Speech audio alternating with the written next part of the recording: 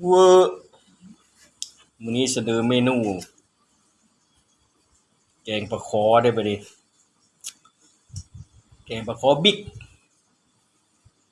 น้ำปลาจาดน้ำทะเล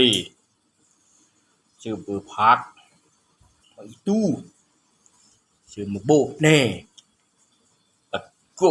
โอ้ยมันก็เป็นตาแซ่บอีนั่นแหล้วไอ้แน่เวอร์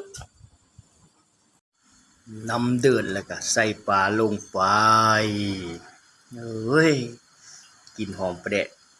น้ำเดือดเสียงดังป๊อกป๊อกป๊อกป๊อกป๊อกตัวใดเอ้ยไอ้แน่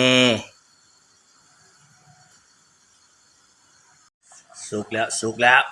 หอมจะได้รับประทานแล้วบัดนี้โอ้ยการมาดื้อจิดุย